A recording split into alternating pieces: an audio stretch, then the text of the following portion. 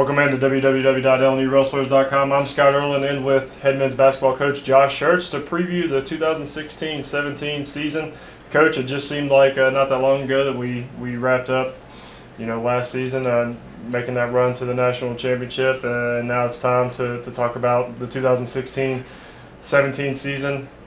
Obviously, we feel like we play a pretty difficult schedule every year, but in particular, the first, half of the season is really, really brutal. So just, it almost seems like a schedule fit for a team that made it to the national championship game last year. So just talk about that. Well, it would be fit for a team that made it to the national championship game and returned everybody. That'd be probably a good schedule. Now, listen, if I wasn't the person who made the schedule, I'd fire the person who made the schedule. But since I made it, I'm gonna let myself stay. But no, it was a deal where it kind of was some fluky circumstances that broke a different way, we really felt like we couldn't turn down the opportunity to go to the small college, basketball Hall of Fame. We're going to play two great teams there in Kentucky Wesleyan and Alabama Huntsville.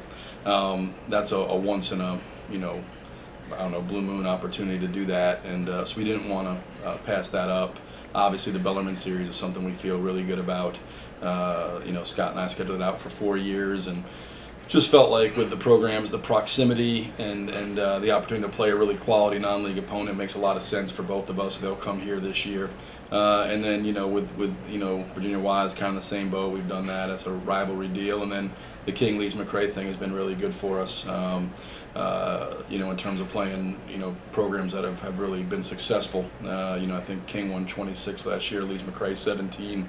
So, those teams combined for 43 wins. So, it's a really difficult schedule. I think it's one where we're going to get a lot of truth about ourselves.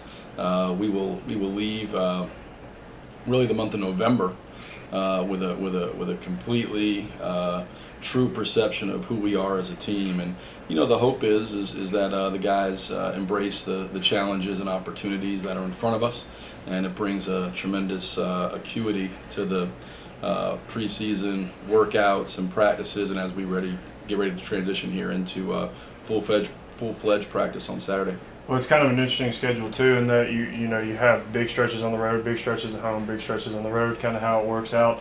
Particularly you talked about the first month of that season, how well that's going to prepare your team for the rest of the season. First 6 games outside of Textron Arena, you're not here until November 30th, and then like we talked about, King picked to win Conference Carolinas, receiving votes in the preseason poll. Alabama Huntsville, number 9 in the preseason poll, picked to win the GSC.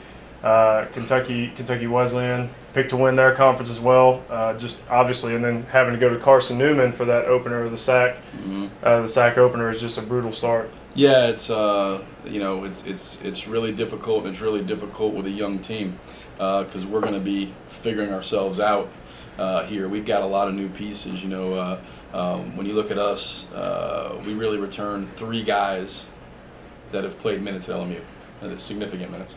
And that's, obviously Luquan, Dorian, Emmanuel. Mm-hmm. Outside of that, I think we have some good pieces, but they're unproven pieces. And, and even for really Emmanuel and Dorian, the roles will be different that they'll be asked to fill this year in terms of the level of consistency that they're going to have to play with. So when you have a really young team and a lot of new pieces, it takes a while to come together, a lot longer than people think. It's not something where you just, throw a group together, say, hey, we got some good talent, let's go out and we're gonna just run through this. Experience, continuity, playing together. I think that was really a huge benefit for us last year, and a huge factor in our success. Is going to be the complete opposite this year, in the sense that a lot of new pieces. We're going to have to try to grow, and everybody talks about it's great to play this brutal schedule, and And I'll say this, it's only good to play a really difficult schedule if you win some of the games. Because, if you get to November and you're 0-7 and you're going, but we played a really good schedule, it doesn't work like that. You got to find a way to win some games. So we know we're not going to be a fully formed team in November. We don't have enough experience back, enough guys back. Last year when we reconvened, it was almost like a seamless transition. We added Jalen was the only really piece of the puzzle that we added. Everybody else had returned from the year before. We lost Lorenza, KP, but it was a seamless transition, kind of almost picking up where we left off. This year, the complete opposite. So that being said, I think the guys that have been around understand the level that we're going to have to compete and execute at to have a chance to win any of these first 5-6 games that we play, because again, they're all away from home. They're all against quality competition, and we're going to be exposed in the areas that we're not sound in, whether it's King or Lees McRae or Wesleyan or Huntsville or Carson Newman. If you're not competing and executing at a high level, you're going to get beat, and that's going to be a really a difficult challenge for our guys, is to get good enough from October 15th to November 11th to be able to compete and execute at a high enough level to really try to put ourselves in a position to win some of those early season games. Well, and how do you think something like that prepares you for the Southland Conference? Obviously, the Southland Conference, we talked about it, last year was terrific. Had 4 teams make it to the second round of the NCAA tournament, and then obviously us and Lenore Ryan make it to the Sweet 16. And really, when you look at it, there's no reason to think that it won't be as good, if not better, this year, the league. So how does something, especially that early, having to play in hostile environments and having to play in unique situations like in Evansville, prepare you for the grind of the Southland Conference? Well, I think when you look at our league, I think it's become one of the best leagues in the country, top to bottom, and I think it may not have top to bottom exactly the depth that it had last year, but I think the top will be every bit as good, where you could see 3-4 teams in, and 3 or 4 teams capable of advancing and winning the region. I think we always feel like if you're good enough to win the South Atlantic Conference, you're good enough to win a national championship, and I don't think there's any question about that anymore. So I think the hope is that you're going to get a lot of truth early. Now that depends on how these guys process these experiences. There's going to be probably more bumps in the road than there's been, because of the youth of the team, the newness, and the difficulty of the schedule. How we handle that, and how we grow. Obviously, if you handle truth correctly and you get exposed, and that helps you to grow and fix the areas you're deficient in. Or you can look at it and if you don't handle that correctly, and if guys get deflated, if things don't go our way, or if we're not just rolling along, then it could actually probably have a negative impact getting into into December and into the January, and really the heart of the conference season, because you can lose confidence, get deflated, those type of deals. So the hope is that we'll have truth, we'll get exposed, we'll learn and grow and get better, and that and our goal every year is the same: is to be the best team we can be when it matters most, which is as you get to the postseason, and that's the really the kind of the big overarching goal every single year. So we're gonna have to be really good fast to be competitive in these early games. But if we take truth out of it, learn, win or lose, we're going to get exposed. There's going to be adversity. There's going to be things that happen. If we take that, learn from it, grow from it, then that should hopefully expedite our process in terms of growing as a team, so we can, really, as we get to the heart of the conference, be performing at a high level, and hopefully by March, like we were last year, playing at our top level that we're possible of. And then you see how if that's good enough. Some years it is, and some years it isn't, but we'll see. But that's the goal every year, and hopefully the early season schedule will kind of expedite that, because in the conference, as when you get in the SAC, there's no nights off, there's no gimmies. You got to bring it and play at a good level every single night. And again, the top of the league should be just absolutely outstanding again, and have a number of teams that are capable of winning the league, winning the region, and competing for a national championship.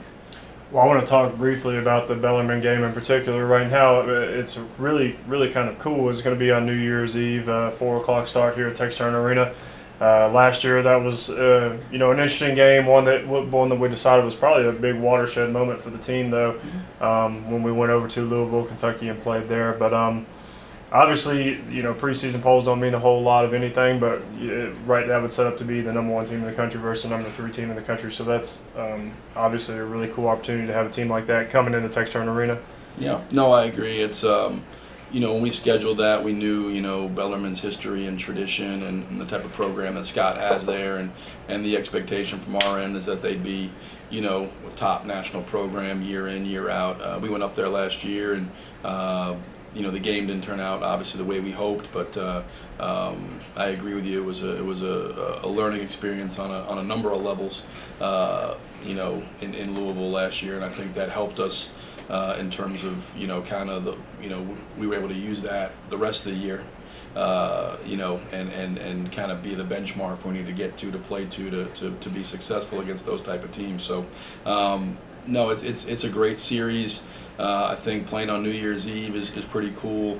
Having them come back here, we obviously alternate here the next 4 years, but having it at home it will be nice. I think it's a good deal for our fans, who I know, for our fans are pretty knowledgeable Division II in terms of the landscape. They understand kind of how good Bellarmine is and what type of program that is. And so when you can schedule non-league and get a Bellarmine, a Kentucky Wesleyan, an Alabama Huntsville, a King, those type of programs, it certainly is I think a big jolt for the people here, because they can come in and watch. Obviously, unfortunately, 3 of those 4 are not here, but the Bellarmine one, I think, will have a great crowd. I hope we will, because obviously students will be gone, but I think the community, like I said, they understand the deal. They'll come out and support and watch. And we played over the break there last year, and it was a near sellout without students there. Just the Louisville community came out, and it was a huge crowd and a great atmosphere, and I expect to be the same here when they come into Harrogate. Well, Coach, just give one final assessment of the whole schedule, and what it's going to take to have your team prepared to circumvent it and grind through it. Well, I think we're going to have to get good fast. We have some talented pieces. Again, unproven in what outside of probably Luke One in terms of the roles they're going to have to play, or just playing here in general. I think when you look at last year's team, the thing that defined it in between the lines was consistency. You don't win 24 games in a row without being unbelievably consistent. Can we be consistent? Can this group, with the youth and new pieces coming in, and find a level of consistency relative to execution and competitiveness? We'll see. Like I said, I hope the fact that the schedule is so difficult early, and the fact that we've discussed our guys, the level we're going to have to be at from a competitiveness and execution standpoint, brings that acuity to these workouts, to where guys' attention to detail is at a high level, because you can't just assemble a group and go out and play. We saw that with the with the Olympic team this year. Just having a bunch of talented individuals out there. Basketball is a sport that it takes time to grow together. It takes time to learn one another. It takes time to understand how to play, and I think the way we play, sometimes it takes longer, because we have a lot of free flowing inside of our offense, a lot of movement and cutting, and guys understanding where each other are going to be. And last year's team was really sound in those areas. This year's team's going to have to grow into that. So can we have some success while we're growing against a brutal schedule? And then obviously, do we take the truth that we're going to be hit with in the face in November, and use that to improve and embrace the truth, and then get better, so we can be better in December, January, February, and obviously hopefully hitting on all cylinders as the postseason gets in. And then we'll see if that's good enough to make a run at something. Hopefully you're playing some high stakes games at that point, but we'll see how it unfolds. But we're excited. I think the guys always here have enjoy challenges, enjoy the opportunity to play great teams, great programs. Non-conference is going to be terrific. Inside the league should be another outstanding year for South Atlantic Conference basketball, and so we're looking forward to it, and we'll give it our best shot. Always, time will tell, right? In terms of if how we develop, how we come together, and you're good if you play good, right? So we'll see. Hopefully we'll be the team that plays well and starts the season off on a good note.